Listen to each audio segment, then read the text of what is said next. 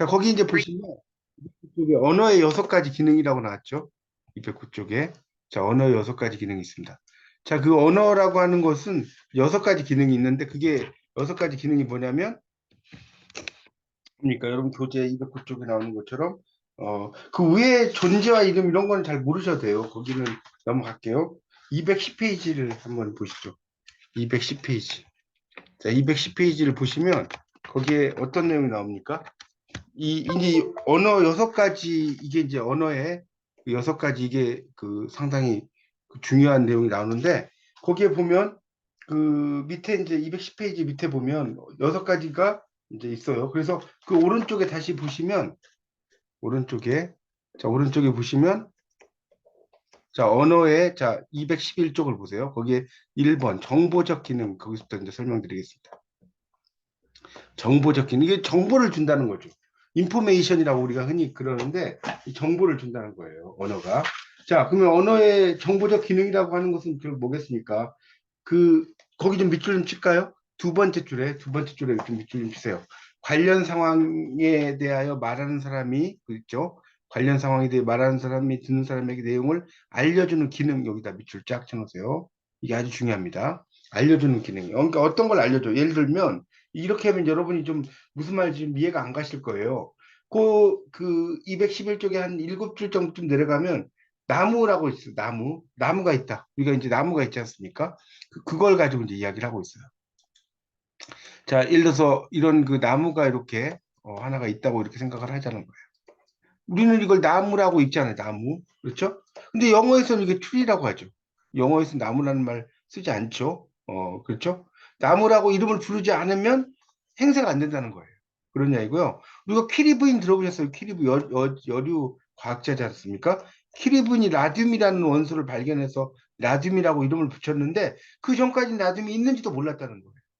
라듐이라는 게 있는지도 몰랐다. 그러니까 우리가 그 이름을 붙이면 그 이름이 형성되는 거 이런 것을 이야기를 하는 거거든요.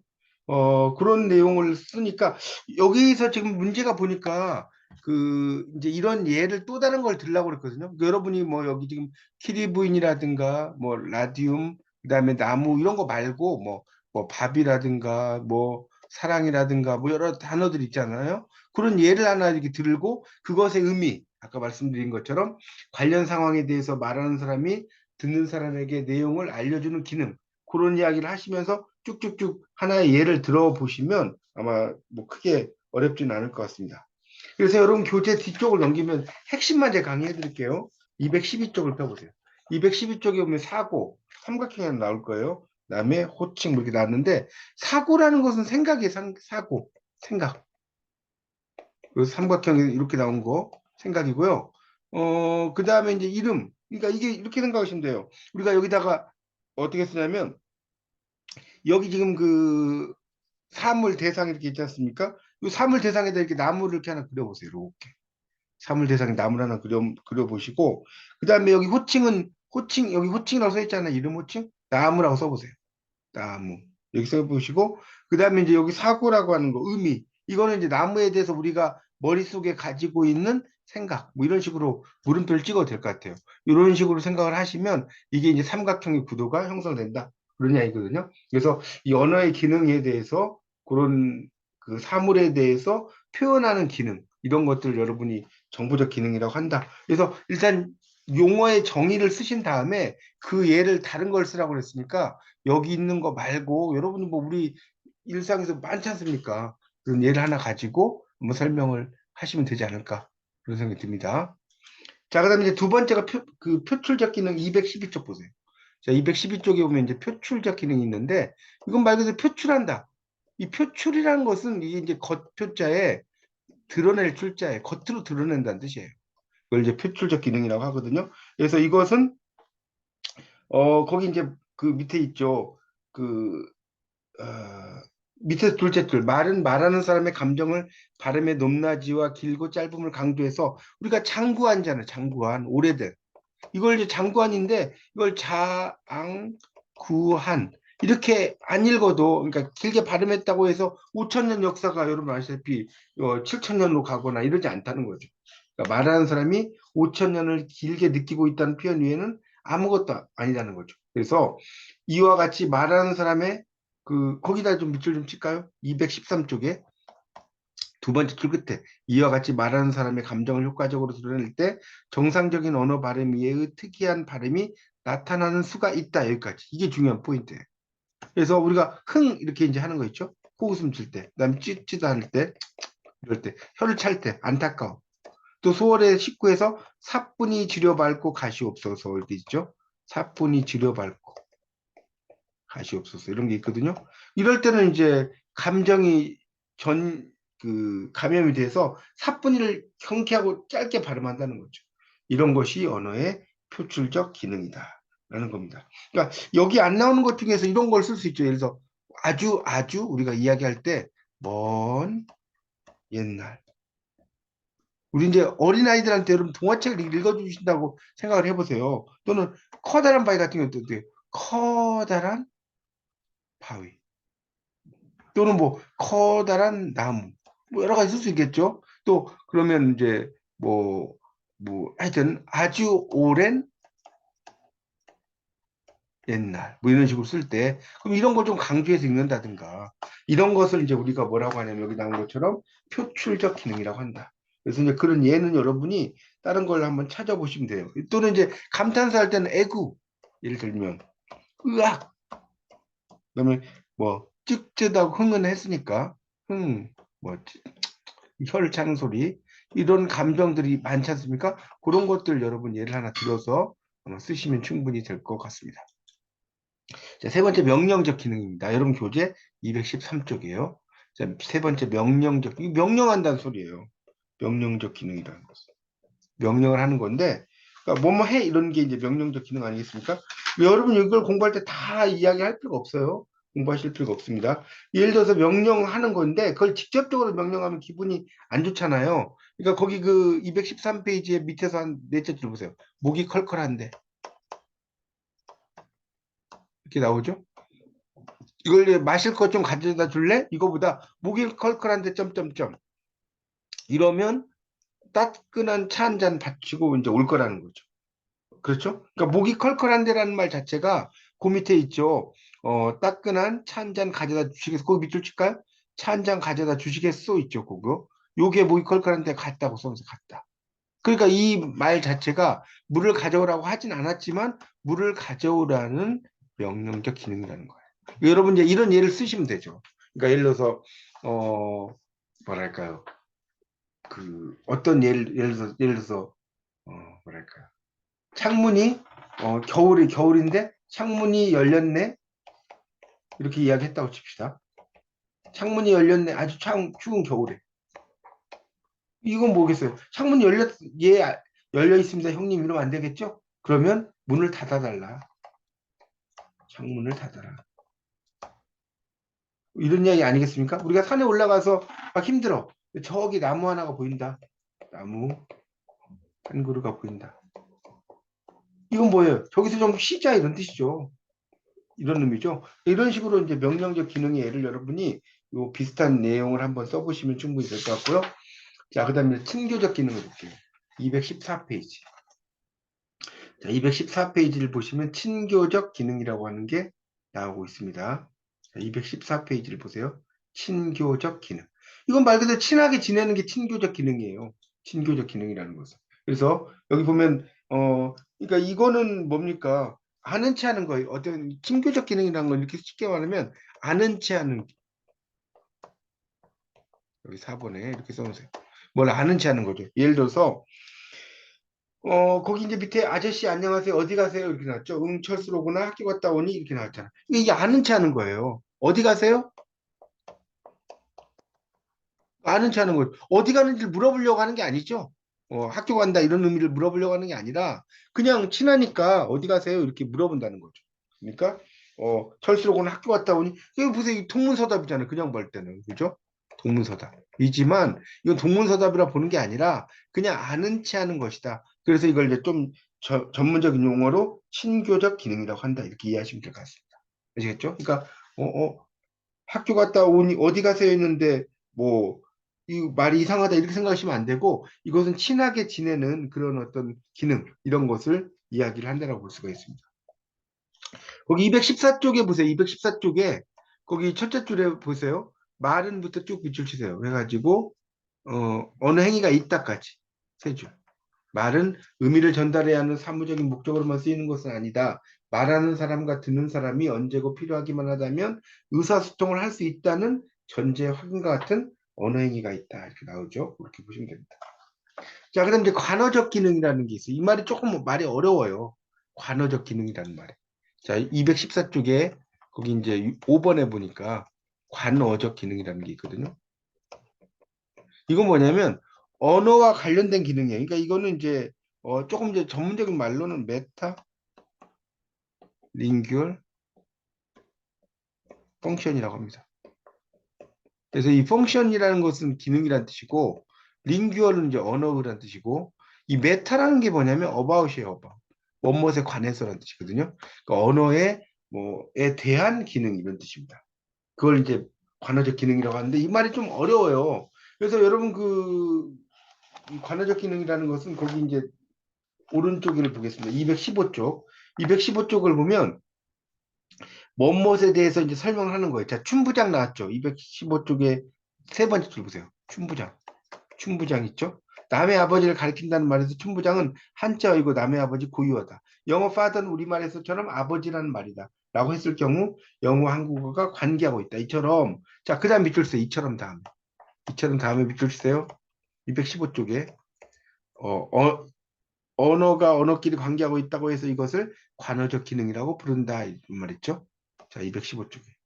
그 두 번째 단락 셋째 줄, 넷째 줄이죠. 그래서 이제 그걸 관어적. 예를 들어서 물이 뭐냐? H2O다. 그렇죠? 물은 O가 있고 H라는 게 두 개가 있잖아요.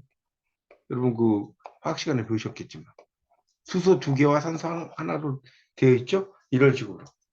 이런 것을 이제 우리가 관어적 기능이라고 한다. 이렇게 이해하시면 될 것 같고요. 자, 그 다음에 나오는 게 이제 6번이 미학적 기능이에요. 6번이 미학적 기능. 미학적 기능이라는 게 있어요. 이 미학적 기능이라는 것은 말 그대로 미적인 기능이라는 미학적이 먼저 어렵다면 미적인하고 같은 말이에요. 미학적이라는 게. 미적 기능인데 그 밑에 보면 이제 이걸 시적 기능이라고 돼요. 거기 보면 듣기 좋은 짜임새 같은 것을 이야기를 하는 거예요. 거기 이제 보면 그세 번째 줄부터 볼까요?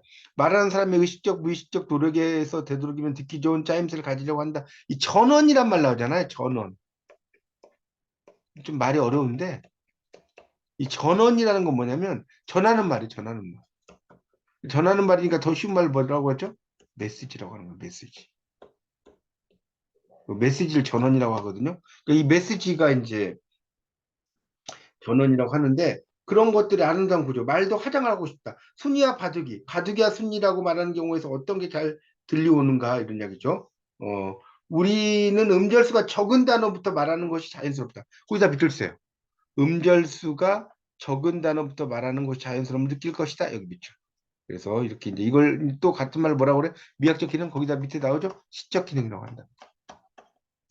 그렇게 이해하시면 됩니다. 그래서 이제 그런 것들을 이야기를 하는 것이고 넘겨보세요.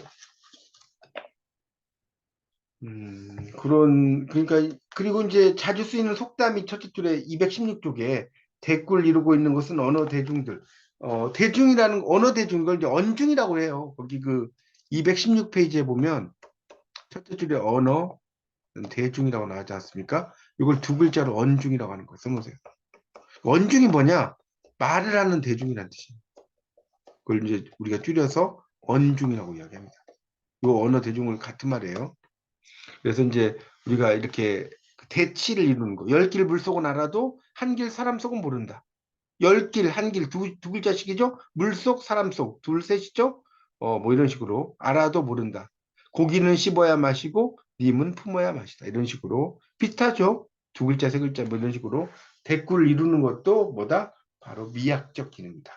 여러분이 우리가 뭡니까? 이런 노래 있죠. 개구리 노래를 한다. 개구리 노래를 한다. 그다음 뭡니까? 아들, 손자, 며느리 다 모였어. 한번 써보세요. 이건 책에 안 나오는 거예요. 그러면 이걸 보시면 아들 두 글자, 손자 두 글자, 며느리 세 글자잖아요. 그래서 이렇게 짧은 것이 앞에 온다는 거. 아까도 순이와 바둑이도 그랬죠? 우리가 순이와 바둑이가 더 좋은 거냐, 바둑이와 순이가 더 좋은 거냐, 이럴 때 바둑이와 순이라고 이야기를 할 때 순이는 두 글자고 바둑이는 세 글자잖아요. 바둑이는 세 글자고 순이는 두 글자잖아요. 그렇죠? 그렇게 이해를 하시면 됩니다. 그러니까 이렇게 두 글자인 것이 먼저 오고 세 글자인 것이 그 다음에 오겠죠. 그런 내용으로 이해를 하시면 됩니다. 그래서 여기서도 우리가 아들, 손자, 며느리보다 며느리가 더 앞이니까 아들, 며느리, 손자 이러면 안 되냐라고 하는데 이게 이제 발음상으로 두 글자가 먼저 오고 세 글자가 그 다음에 오는 것이 훨씬 더 좋다는 거예요. 이해가시죠? 그렇게 이해를 좀 하시면 되겠습니다. 그러니까 그런 예를 여러분이 여기 안 나오는 거, 여기 있는 걸 쓰시다기보다는 여기 안 나오는 걸로 한번 찾아가지고 이렇게 해보시면 돼요. 그러니까 가장 중요한 것은 다시 한번 정리를 하자면 이 6가지 기능에 대해서 여러분이 간단한 정의를 쓰시고 그것의 예를 여기에 나오진 않는 다른 예를 가지고 여러분이 써보셔야지 됩니다. 그게 이제 이 과제에서는 가장 핵심적인 포인트라고 할 수가 있을 것 같습니다. 자, 아시겠죠? 그렇게 이제 여러분이 그 핵심을 찾으시면 돼요. 그래서 이제 첫 번째 과제와 관련된 이야기는 설명을 드렸고요. 그다음에 두 번째는 여러분 교재에서 이제 뭡니까? 비평에 대한 걸 한번 보죠. 비평. 비평에 보시면 85쪽이죠. 85쪽. 자, 85쪽에 나오는 이제 내용을 보죠. 비평의 언저리에서 황현산이라고 하는 85쪽에 이 비평의 언저리에 대한 이야기를 좀 한번 해보도록 하겠습니다. 자, 이 내용을 보고 여러분이 이제 어떤 이야기를 써보라는 것이 이제 두 번째의 과제죠. 그래서 일단 과제의 내용을 보시면 과제의 내용을 먼저 이제 보면 어 뭐냐면 그 교재와 방송 강의의 제3강 항현산의 비평의 언저리에 나타난 비평의 의미와 역할 또 비평론에 대한 견해를 써라 이렇게 이제 나오고 있죠. 그게 이제 여러분과 관련돼서 문제가 되는 거죠. 그걸 가지고 이제 우리가 어떻게 쓰는지를 한번 여러분이 이제 공부를 고심을 좀 해봐야 되겠죠. 자, 그걸 한번 보도록 하겠습니다. 자, 그러면 이건 뭡니까? 일단은 여기에서 이제 포인트를 이야기하는 것은 이 황현산의 이제 비평과 관련된 내용으로 여러분이 보시면 되죠. 그러니까 비평이라는 게 뭐냐? 이제 이 책을 여러분이 읽어보시면 이런 이야기죠. 우리가 비평과 우리가 이제 비평이라는 좀 이제 전체적인 흐름을 설명한다면 이야기할게요. 이거는 별개의 것이다 아니다. 별개의 것이 아니다. 이게 이제 여기서 포인트죠. 시인을 발견하는 것은 시인이다. 또 비평 또한 사소한 움직임에서 변화를 알아야 된다는 거죠. 그렇죠. 우리가 그러니까 비평가가 시가 있어요. 시에 대한 비평가를 하지 않습니까? 그럼 뭘 알아야 돼요? 시에 대해서 알아야 된다는 거죠. 시에 대해서 알지를 못하는데 시에 대해서 비평을 할 수가 없다는 겁니다. 그런 이야기를 하는 거고요. 그 다음에 시인의 시에서는 은유 상징 이런 게 많이 쓰죠. 은유 상징. A는 B. 예를 들어서 내 마음은 호수요. 김동명 시인의 호수에 보면 나오죠. 내 마음이 A고 호수가 B잖아요. 자, 이게 이퀄 관계죠. 이런 걸 은유라고 하는 거예요. A는 B. 이렇게 되는 게 이제 은유거든요. 이런 것들도 이제 시에서 상당히 많이 나타나죠. 그런 것들을 이제 이 시라고 하는 것 자체가 이제 다른 비슷한 내용으로 쓰게 된다는 거죠. 이제 그것에 대해서 비평을 하는 거죠. 그러니까 우리가 시라고 하는 것도 일종의 모험이라고 볼 수 있어요. 시는 모험이다. 라고 할 수 있죠. 그러면 비평도 자 주변에다가 여러분 책에 어디냐면 85쪽을 펴놓으시고요. 꼭 빈 공간들에다 쭉쭉 써놓으세요. 이 비평도 모험이라 할 수 있어요. 그리고 나서 이제 방송 강의 좀 들으시면 훨씬 나으실 거예요. 시가 모험이고 비평도 모험이다. 이게 이제 가장 핵심적인 내용입니다. 그래서 비평이라고 하는 것은 시처럼 힘이 있어야 된다. 그러니까 비평이라는 것은 뭐냐? 단지 작품을 분석하고 평가하는 게 아니라 현실을 직면하는 거예요. 그러니까 우리가 비평이라고 하는 것을 여러분 이제 헷갈리시면 안 되는 게 단지 작품을 분석, 이게 아니라는 거예요. 어떤 거냐? 작품을 통해서 현실을 직면하는 거예요. 작품을 통해서 현실을 직면하고 그것을 뭘로 표현해? 충전된 언어로 표현하는. 자, 이게 바로 비평이라는 거죠. 현실을 직면하고 그걸 다시 충전된 언어로 표현해서 어떤 새로운 현실을 가져오는 거라고 볼 수가 있겠습니다. 그래서 이 비평이라고 하는 것은 어떤 작품에 대한 이해를 피하고요. 역사적 맥락을 정리하는 해석과 미학적 이런 것들도 이제 있는 거죠. 그러니까 이제 비평이라는 게 역사적 맥락. 그러니까 우리가 이제 여러분 이제 나중에 학년 좀 올라가시면 지금은 아직 잘 모르실 텐데 우리가 이제 그래서 맛보기로 말씀드리면 역사 전기 비평이라는 게 있어요. 미리 좀 조금 맛보기로 공부하세요.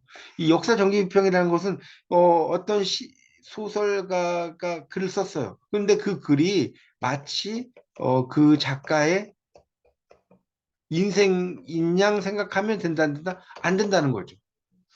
물론 이제 어느 정도의 작가의 생각들이 녹아는 있지만 그것이 모든 것이 다 작가의 생각이라고는 할 수가 없다. 이게 역사 정립병이거든요. 그러니까 어느 정도는 맞는 거죠. 이 이상의 날개를 보면 이 이상이라는 사람이 실제로 그렇게 이제 좀 뭡니까?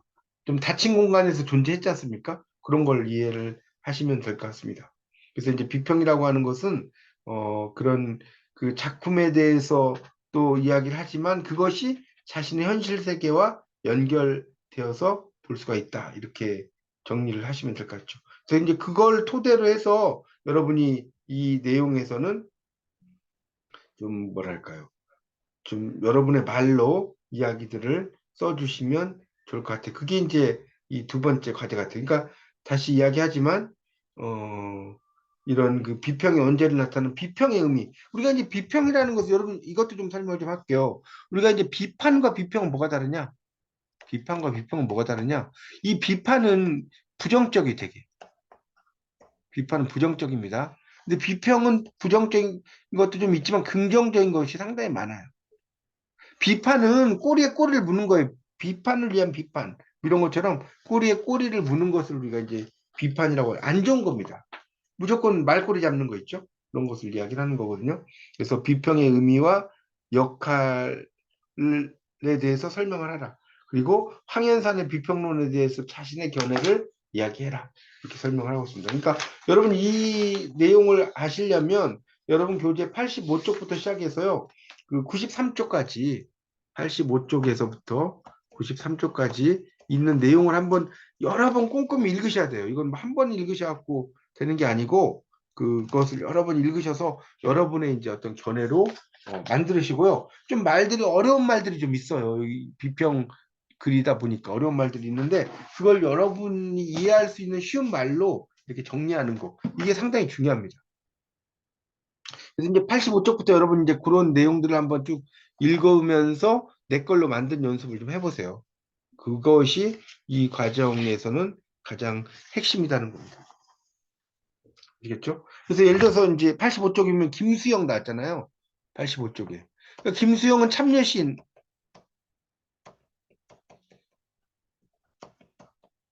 그렇죠?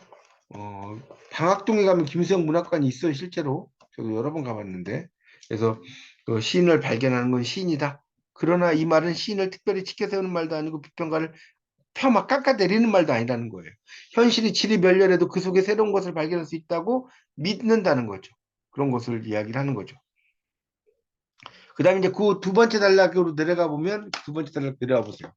거기를 내려오면 또 뭐 여러 가지가 나오죠. 거기 이제 비유, 은유, 상징 이거 이제 시와 관련돼서 이런 게 있잖아요. 비유, 은유, 상징, 이미지, 운율, 선율 이런 것으로 이루어진다. 은유나 선율이 곧 시를 만들진 않는다는 거죠. 그렇죠? 뭐 은유라고 하는 것이 꼭 뭐 무조건 시를 만들진 않잖아요. 그렇죠? 어. 예를 들어서 수필을 해도 은유를 쓸 수가 있는 것이고 소설에도 은유를 쓸 수가 있는 거죠. 그런 이야기입니다. 그렇게 이제 볼 수 있어요. 그래서 이제 거기 보면 시인이 시를 쓸 때 자기 언어를 은유나 상징으로 보지 않는다. 그거 보는 건 현실이고 현실을 산다. 이를테면 이성복은 남의 금산의 첫 대목에 한 여자 돌 속에 묻혀 있었네. 그 여자 사랑에 나도 돌 속에 들어갔네. 자, 이렇게 풀면 사랑하던 한 여자를 잃고 내 마음은 돌처럼 굳어졌다. 그 여자는 돌이 된 내 가슴에 박혀 있었다. 뭐 이런 식으로 써야 되는데 이걸 좀 시적으로 표현한 거예요. 한 여자가 돌 속에 묻혔다. 이런 것처럼. 그런 것들을 이제 그 쓴다는 거죠. 그러니까 이런 것들은 이제 어떤 절망의 어떤 수사적 비유다. 여기 지금 그 85쪽의 마지막 줄에 수사적이라는 말 나왔는데요. 이건 일종의 웅변적이라는 뜻입니다. 그래서 이성복의 돌은 넘겨보세요. 현실의 돌이다. 그는 이 시를 쓰면서 많은 돌 속에 묻혀있는 여자를 보고 있으며 자신이 그 돌 속에 들어간다고 생각했다는 거. 풀어놓은 말은 절망과 불모에 대한 낡은 수사법 하나를 제시하지만 이성복의 시는 절망과 불모의 바위덩이를 우리 앞에 세워놓는다는 거죠. 시라는 건 이렇게 좀 더 운율이 있게 생각을 할 거리가 있게 만드는 것이 시다라고 볼 수가 있겠습니다. 자, 그런 내용이고요. 그 다음에 이제 비평가의 말, 그 86쪽이 나오죠. 풀어놓은 말의 수준에서 이 시를 이해하는 것이 비평가의 말과 수준에서 이 시를 이해하는 비평가의 말은 다를 것이다. 전자는 시상을 일반적 감정으로 환원, 불러일으키는 거죠. 그 수사에 이미 알려진 이름을 붙일 것이다. 후자는 돌이 하나의 감정으로 또는 감정이 하나의 돌로 되는 사건을 이제 순간을 이야기를 할 것이다. 뭐 이렇게 써놨죠. 하여튼 이제 비평가의 말도 그렇게 이제 우리가 잘 좀 이해를 해라는 것이 나오고요. 그 다음에 시가 비평 영입할 때는 위험하다 이런 말이죠. 시가 비평에 영입할 때 대중에 영입하는 것만큼이나 위험하다 이런 얘기가 나오고 있어요. 그런 이야기를 여러분이 좀 쭉 쓰시면 됩니다. 밑에 있는 건 여러분이 한번 좀 보시고요. 그 다음에 이제 아까 말씀드린 게 나오죠. 거기 87쪽의 세 번째 줄. 시가 모험이라면 비평 또한 모험이다. 밑줄처럼 시가 모험이라면 비평 또한 모험이다. 그래서 이 비평은 시와 더불어 안온하지만 평온하지만 비열한 그런 삶, 그런 그 비열한 삶, 이런 것 밖으로 내디디려고 한다는 겁니다. 비평이라는 거. 그렇죠? 한 걸음 더 앞서가야 돼요. 비평이라는 것은. 그렇죠? 비평은 어떤 작품을 평가를 할 때 한 걸음 앞서간다. 자, 이걸 여러분 꼭 명심해 주십시오. 똑같이 써버리면 비평이 되지 않죠. 한 걸음 더 앞서가야 된다는 거. 그런 것들을 이야기를 하시면 될 것 같습니다. 그렇죠? 그렇게 이제 볼 수가 있어요. 그러니까 우리가 어떤 그 시를 공부할 때 예를 들어서 이런 거죠. 어, 윤동주의 서시가 있어요. 서시가 있는데 오늘 밤에도 별이 바람에 스친다.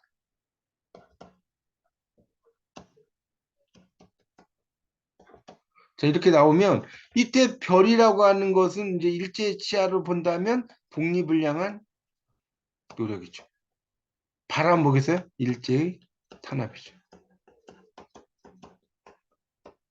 자, 이런 식으로 그 아까 역사 정기비평 기억나시죠? 역사적인 상황과 연결시키면 역사 정기비평이 돼요. 여러분 지금 1학년이셔서 아직 좀 조금 기초를 세우셔야 되니까 우리가 한용운의 님의 침묵이라는 시가 있죠. 님은 같습니다. 사랑하는 나이님은 같습니다. 이때 님은 과연 뭐냐? 한용운이 뭡니까? 승려니까 이건 절대자다. 또 한용운이 독립투사니까 조국이다. 아니면 진짜 한용운 사람은 님이다라고 할 수도 있다는 거죠. 그러니까 이걸 만약에 역사적으로 이렇게 본다면 절대자 조국이 맞는 것이고, 그다음에 이제 님도 되는 거죠. 근데 한용운은 실제로 이제 결혼도 했었죠. 하여튼 이제 그런 여러 가지의 관점에서도 볼 수가 있다. 이런 이야기를 써는 거고요. 뭐 그런 내용이니까 세상의 계약과 문학의 그 계약에 대한 이야기가 그다음 쭉 또 설명을 하고 있습니다. 뭐 이런 것들이 이제 쭉 나오는데 하여튼 여러분 여기서 중요한 것은 이 내용들을 자신의 말로 쓰는 연습 이런 걸 이제 많이 좀 하시는 게 좋겠고요. 그러니까 알든 모르든 막 이렇게 내 말로 이렇게 쓰는 연습을 막 하시는 게 좋아요. 이 국문학 공부는 이제 여러분이 해보셔서 아시겠지만 국문학 공부는 많이 써야 돼요. 시험을 잘 보고 못 보고를 떠나서 그래야지 여러분이 어떤 뭐 시도 쓰실 수 있고 소설도 쓰실 수 있고 스필도 쓰실 수가 있고 그렇게 되는 거거든요. 그런 것들을 좀 여러분이 잘 분석을 좀 하시는 것이 좋을 것 같습니다. 그래서 이제 그 89쪽을 보세요. 89쪽. 89쪽을 보니까 거기 그 두 번째 단락 비평가는 자기의 말이 늘 지식으로 환원되기를 바라지만 작가는 자신과 마주선 문제가 이제까지 알려진 경험이나 지식을 충분히 설명하지 않을 뿐 아니라 덮여있다고 생각한다는 거죠. 그러니까 이제 이런 걸 이제 우리가 문제적 써보세요. 인간이라고 하는 문제적 인간 여러분 생각해보세요. 누구죠? 셰익스피어의 작품 햄릿.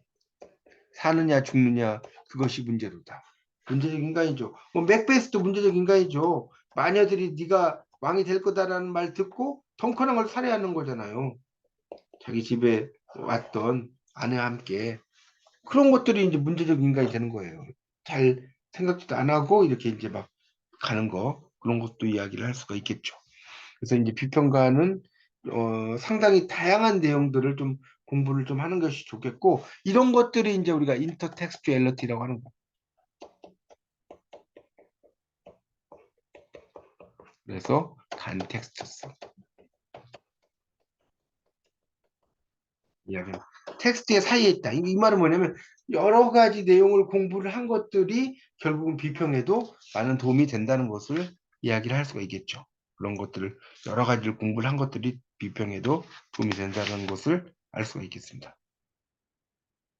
그래서 이제 여러분 교재 92쪽에 보면 비평의 언저리에 관하여 나오죠. 번역가이자 비평가 황현산 자신의 경험을 토대로 쓴 비평문. 이 글에서 그는 시와 비평이 맺고 있는 관계와 각각의 역할을 고찰 생각을 해본다는 거죠. 고찰. 그래서 비평은 무엇을 할 수 있는가라는 물음에 답하고 됐다. 황현산에 따르면 비평가는 동시대 작가의 작품을 잘 안다고 생각하며 그것에 대해 판단하고 평가하려고 하지만 비평가 역시 작가와 같은 지적 풍토에 살면서 그 시대의 주관성에 갇혀 있는 존재라는 점에서 한계적 상황이다.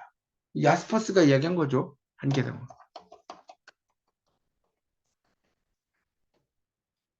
그 이야기를 하고 있습니다.